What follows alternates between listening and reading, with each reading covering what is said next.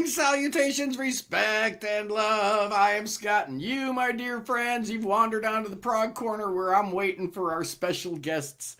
I've got OK Goodnight scheduled to appear, and they're not here yet, so. So, that's how we do in YouTube, right?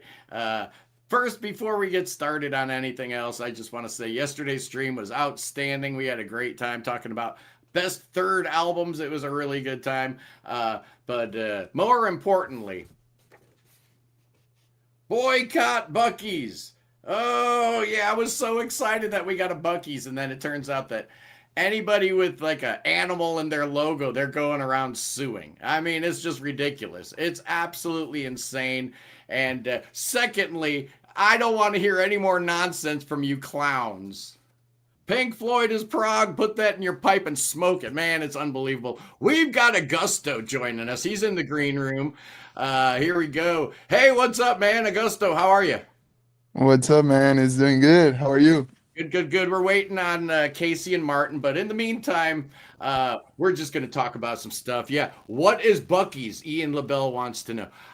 You guys probably don't know about all this stuff, but there's this awful, evil gas station that's going around like suing every single person in town. They come into town and then they sue every gas station. They're absolutely miserable. We're going to put a stop to it, Augusto. Oh, yes, indeed, man. How are you today?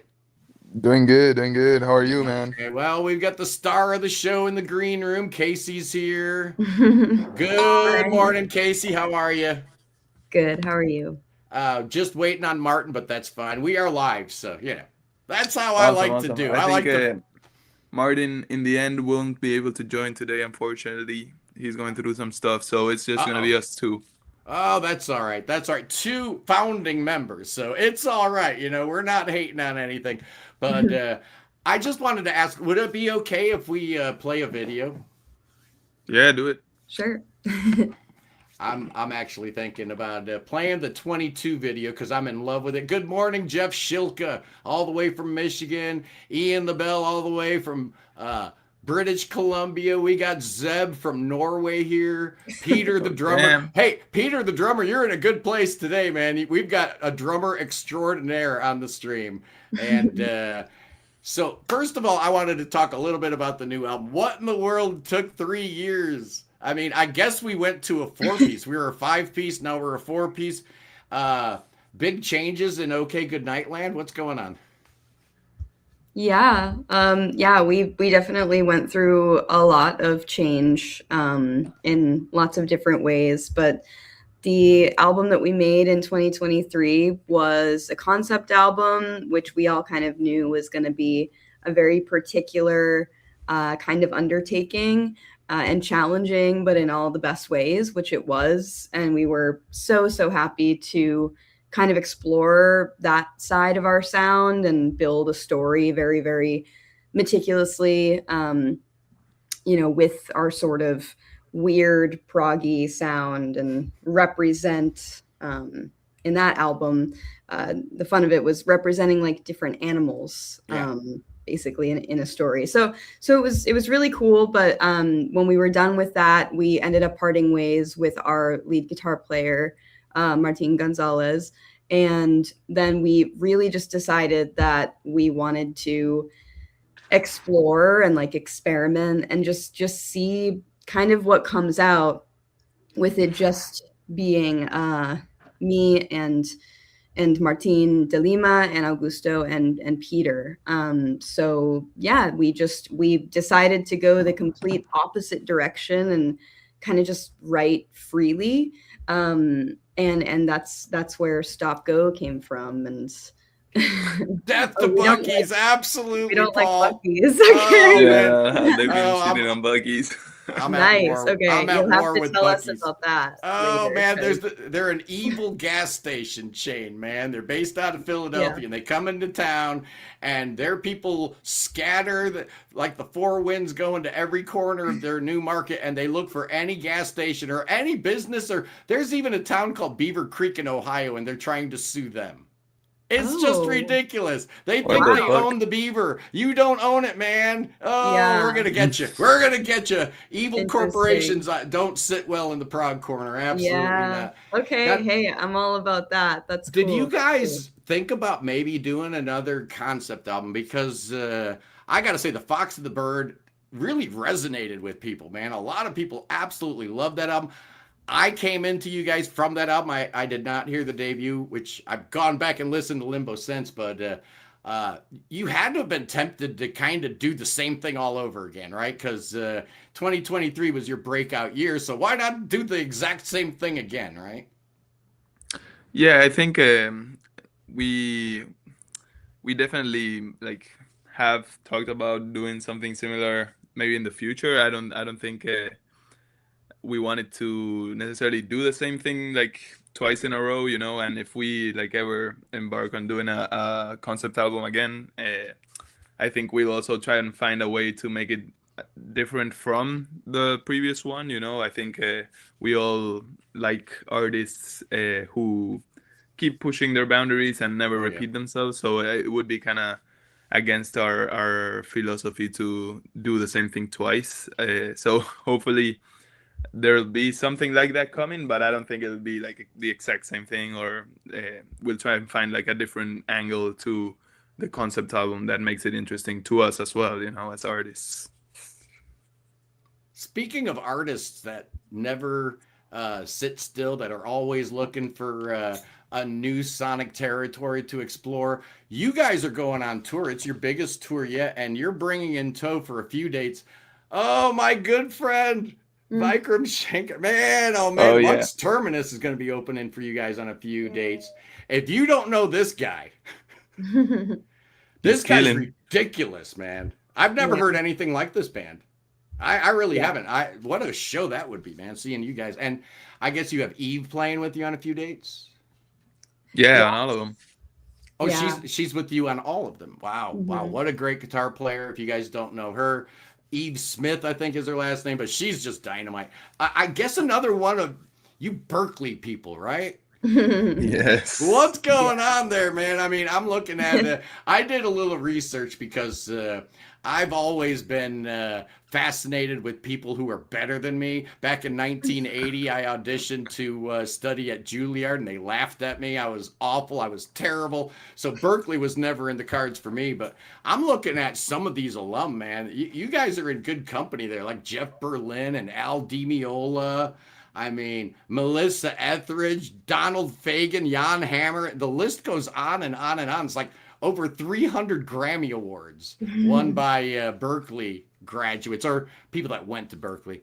Yeah. Are you still there? Are you graduates from Berkeley, or what's your status there at the College of Music? We are graduates, but we did indeed all meet there. And this band did just start as sort of like a fun college project. Augusto actually does still live in Boston, and he does still work at Berkeley. Wow.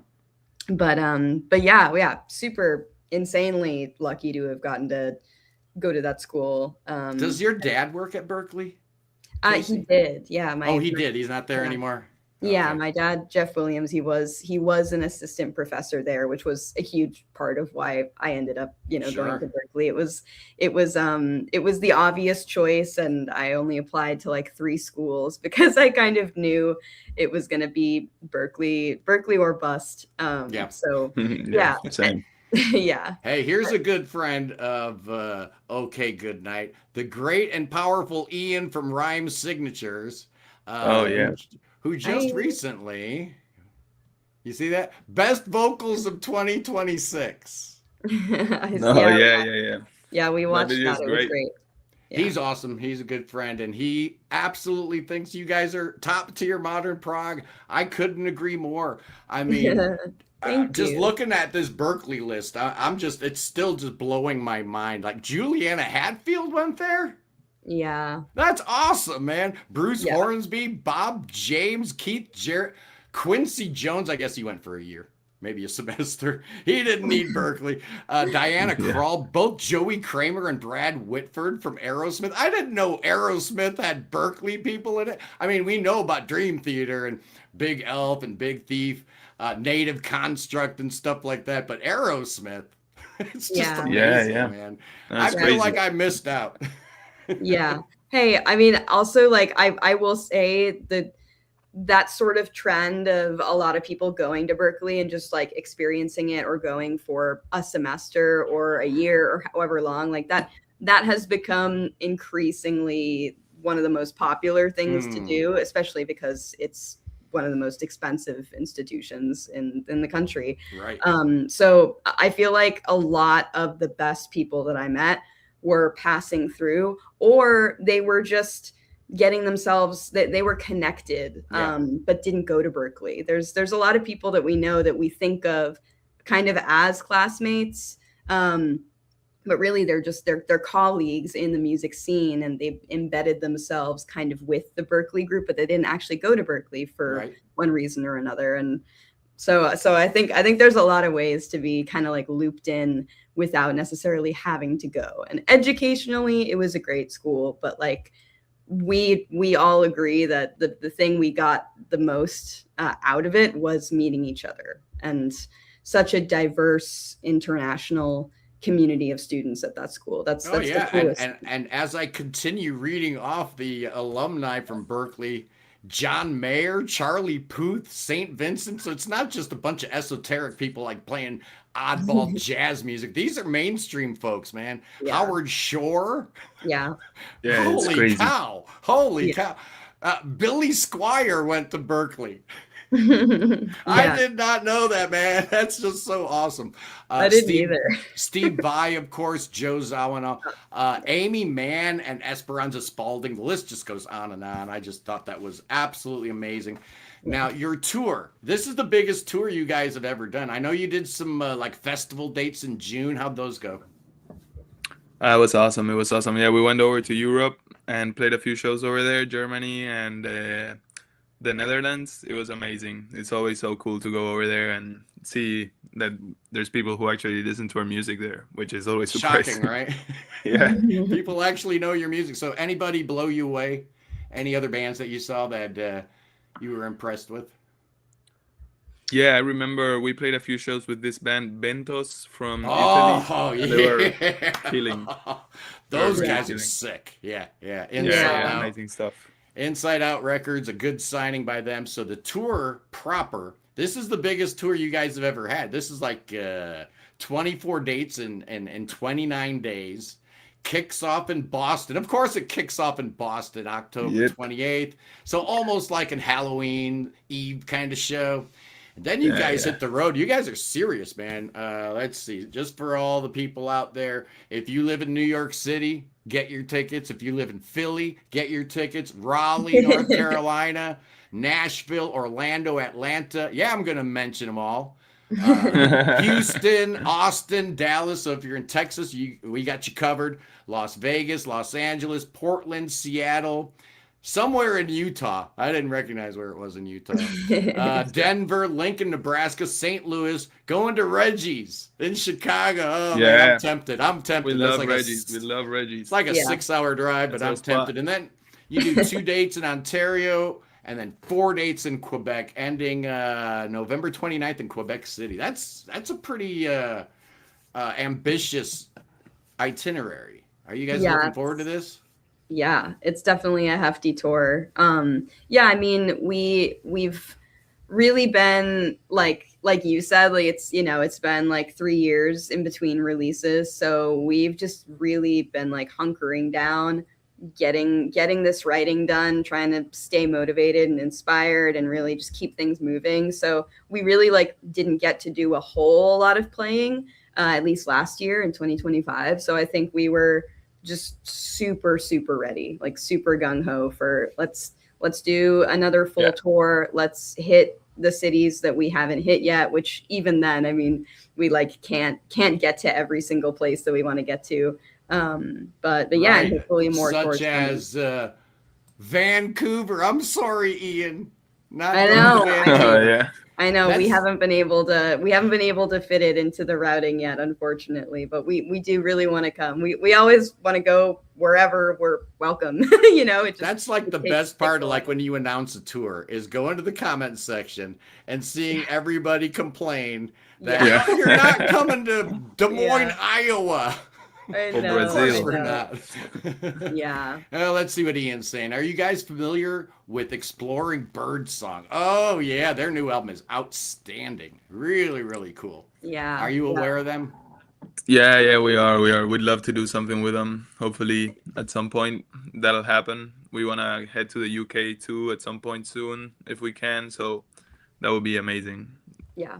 Yeah, they're really cool. I love them. I love them. Great, great band. But yeah, everybody's always complaining. You're not playing in my hometown. This, that, and the other thing. It's Yeah. get over it, people. You have a car, by the way. It is okay to drive to go to see a Yeah. band Exactly. that you like. That's not really a problem at all. So you've got Eve, you've got Lux Terminus. Anybody else scheduled to be opening for you guys along the way? Yeah.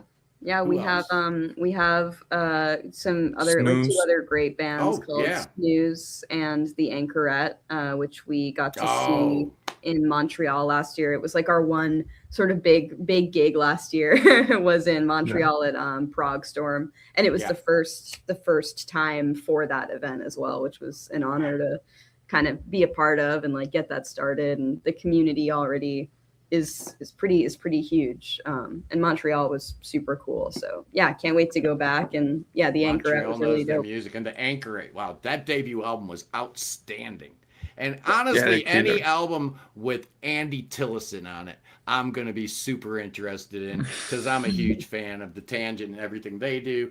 But it's interesting to see how we went from the concept album in 2023 to the new album. Let's talk a little bit about the new album. We kind of haven't. We're gonna play a track off it. They're all great, but I think I'm gonna play 22 because it's kind of the most accessible thing on the album. But I've been hearing and reading a lot of people talking about the new album and how it doesn't flow like the last album. And it's not supposed to, right? It's not a concept album. These songs aren't thematically linked in any way. So why would they, link up or there be a flow? They're supposed to be individual songs, right? Mm-hmm. Yeah, I think we didn't write it with like the whole album, like the album as a whole in mind necessarily, but we tried to make them work the best the best possible, like flow wise, like album wise. Yeah. And I think those people are wrong, Augusto, by the way. No, but Those we've heard people saying everything. We've those heard things. everything. And we've heard people say that it flows better than the Fox and Really? the Bird. So, like, to our surprise, which we definitely were not expecting. So, there's both sides to that coin. The track that I keep hearing people talking about and having some trouble with is The Show.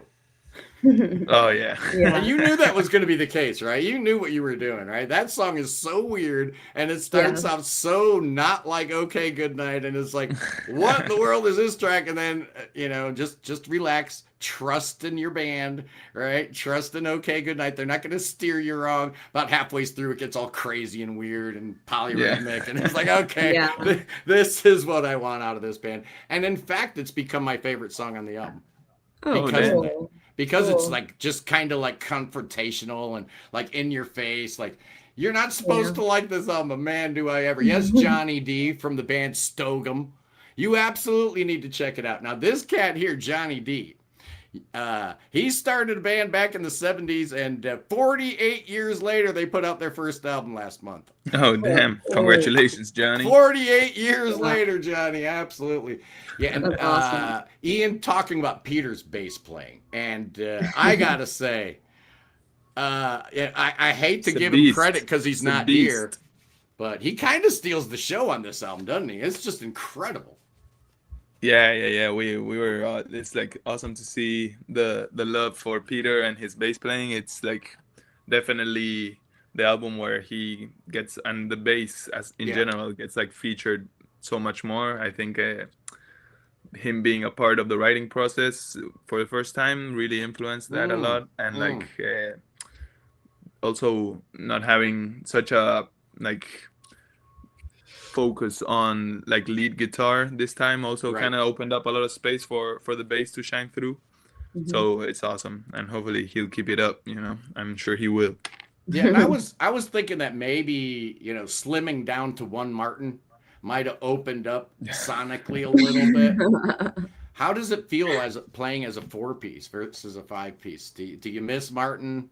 Do you feel like you might need to hire somebody, or do you feel like this version of OK Goodnight is the right one? Well, I mean, as far as like the writing goes, we've been very happy, like as a 4-piece, sort of getting to explore that. And in a very real sense, we lucked out that 2 of the founding band members are guitar players, as well as their already individual roles as drummer Augusto and De Lima on keys. So They're like, Berkeley guys. They can yeah, play everything. yeah. So Come on, like, let's be both- honest. yeah, so the both of them like already being able to play, and just kind of having to adapt to them stylistically was, sure, in a way, like maybe a bit intimidating like at first, but I think that it panned out more than better than like what we expected. And I mean, Martin is great. Martin Gonzalez, like everyone in this band, there's no bad blood. Everyone is super cool with each other. Martin and I still work together on stuff, and he's absolutely outstanding. What he does is like something that in a way it feels nobody else can do quite as incredibly as he does. It just kind of started to not align quite as much with like what we wanted to do going forward. It was just, the band was just increasingly, from the first album all the way up until this album, was just gotten more and more and more collaborative writing wise, like, and more experimental, Yes, it is. The new album is a little more experimental. You take some chances on it.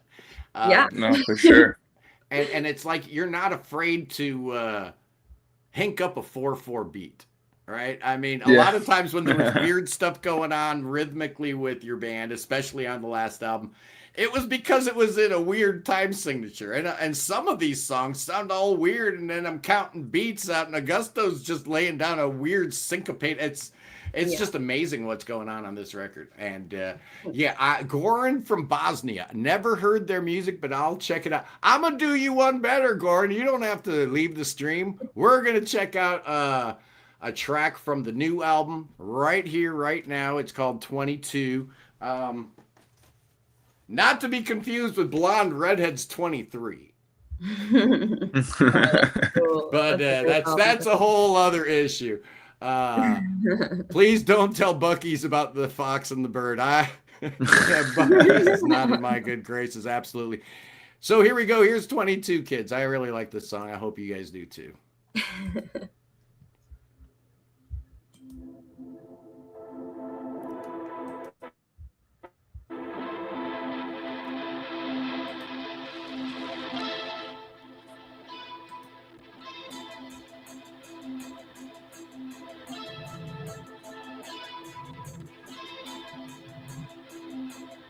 I like the colors.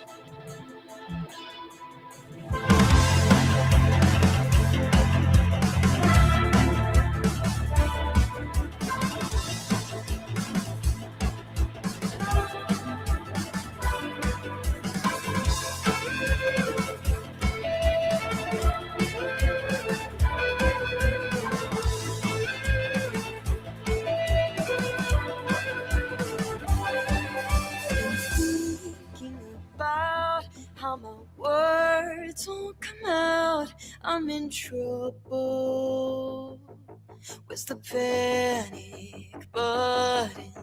Now when we talk, all I do is shrivel up. What's the number? Oh, picking up the pieces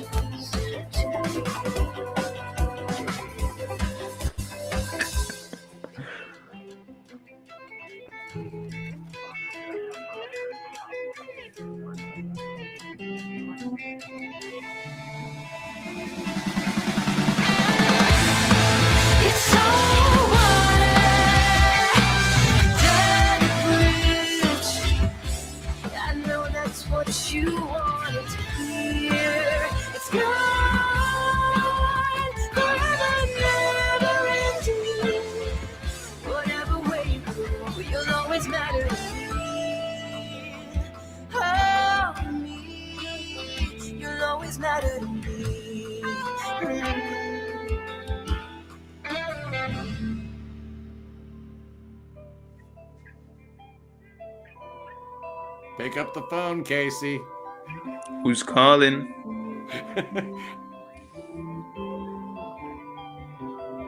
So once again, you've been caught in the web, but the spider is already eaten. Everything spins as I speak. I begin to cry.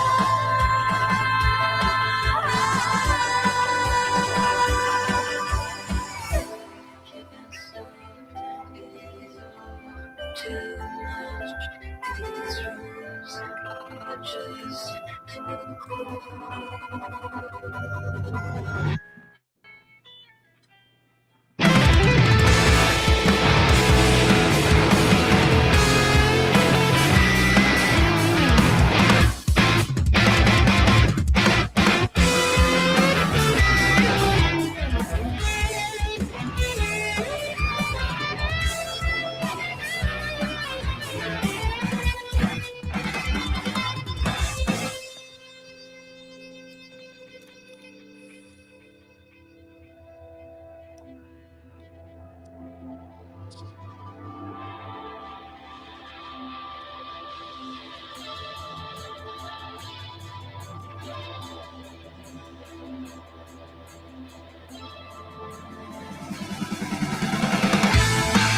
It's all water,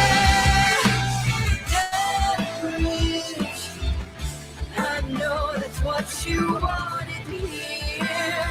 It's gone, forever, never ending. Whatever way you go, you'll always matter to me.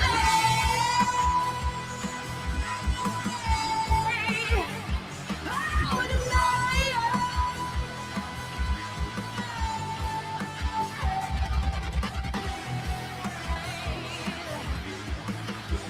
You'll always matter.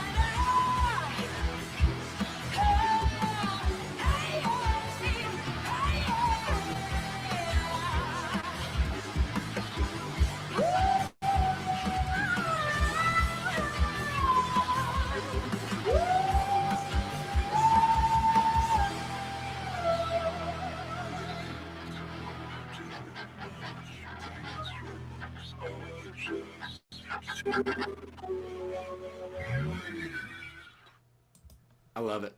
Awesome track, awesome song. And for those in the chat that are like, the sound's not great, it's better on playback. What happens is StreamYard takes the audio and they compress it all to hell, and it actually does sound better when we do it on replay. So don't worry too much about that. Just buy the album, right? I mean, if you're looking for top quality audio, you're in the wrong place, man. This is just a jinky little YouTube channel with some joker from Ohio hosting. You're not getting the best quality. You need to buy the album to get that. And now, where would they buy the album if they were so inclined? You guys are fiercely independent. I would say like violently independent, right? You guys don't want to get signed. Nobody can talk you into it with a bag of money, right? Yeah. I think if they want to buy the album, we're on Bandcamp for sure. All the streaming services, you can find everything there. YouTube. We're on all major platforms where you find your music, so you can find us there. iTunes. Obviously, buying it supports us a little bit more than streaming it, so Yes. we'd appreciate that.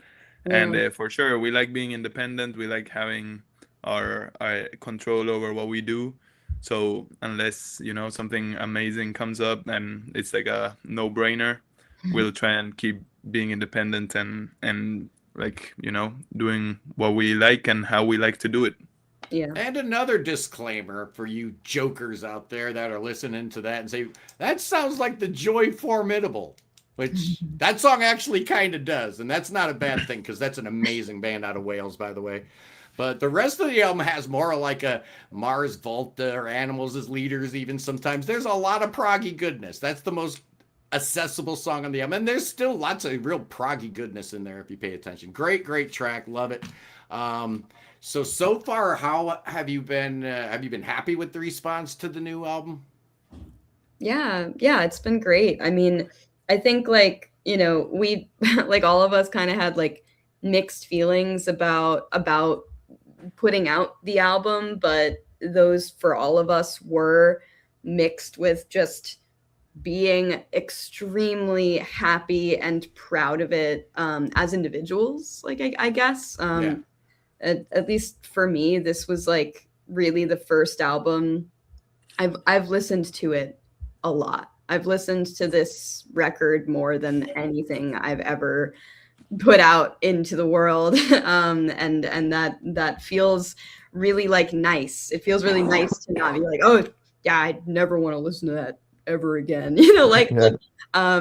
you know, like it's really cool to hear the years of work finally be out and just played out in such a I don't know, in such a satisfying way. And I think I've kind of said this a few times this year, and I truly believe it. And I think it's a philosophy as an artist to continue to live by personally. But I think that people can hear when you love what you're making and when you are proud of it and you are pouring as much passion into it as humanly possible. And because that's heard, I think that's reciprocated, even if it's something that is kind of crazy, because like I think it's a really chaotic album. But that was part of what we wanted to capture, and it definitely doesn't flow in the same way that The Fox and the Bird does, because I don't think it's an album that's supposed to flow necessarily. Like I think it's supposed to you know, I struggle to find an adjective right now that like encapsulates it, but like Jarring. for instance, yeah, That's my adjective. It's a little jarring sometimes. Like you get, you know, some really peaceful moments, but at the same time, you got all that crazy proggy chaos going on, and the sequencing I think really does help. I know I mentioned how some people didn't like the show. I think it's perfectly placed. And then if you look at how the album is ended, I really enjoy The People and Where I'm From as like the 1-2 end. It's just the perfect ending to a really, really good album. Thank you.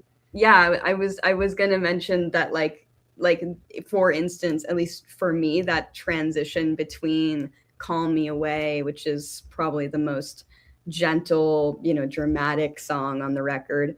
The transition between that and the show is for me one of the most intentional transitions. And I know, you know, other people were, jarring is a great word. They're very, very like shocked by that. But it was something that was kind of meant to be in that way. There was a sort of tongue-in-cheek nature to writing something very, very vulnerable and raw, but like selfish in its way, and then completely flipping it on its head with the next track and kind of talking about ego and the way that we see each other. And you mentioned Call Me Away. I think that's maybe your bravest track, to put a gentle, naked ballad in the middle of all this craziness.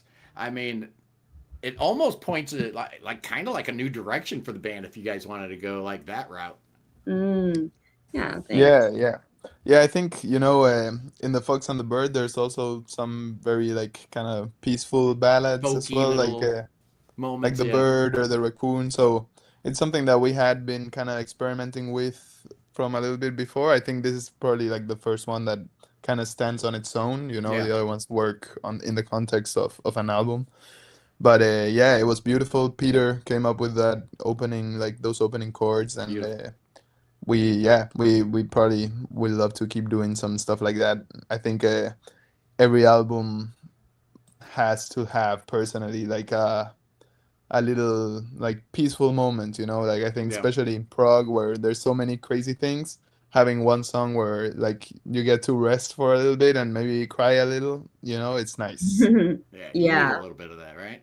I actually I think that like one of the coolest lessons that we learned in writing this album, at least for me, being someone who isn't by nature like a prog head, is that prog does not always have to be extremely overstimulating. It doesn't always have to be heavy. It doesn't always have to be metal. It is a genre that you can expand upon and you can, experiment with. And that's the whole, that's the manner of, yeah. Like that's the manner of the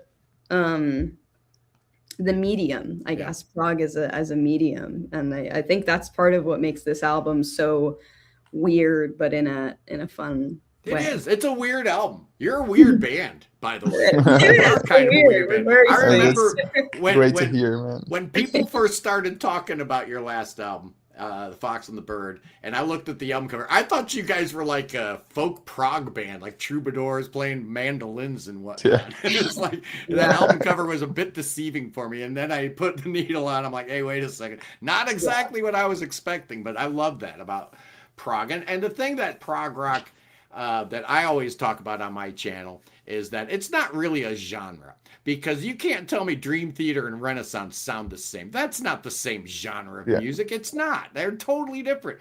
But there is that through line, and the connecting tissue is intention.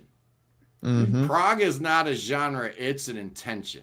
It's an attitude. It's a way of going about doing business, right? And you guys are as prog as it gets, whether you want to or not, whether you want to be called that or not. You're tough. We're proud. We're proud to be that. We love that.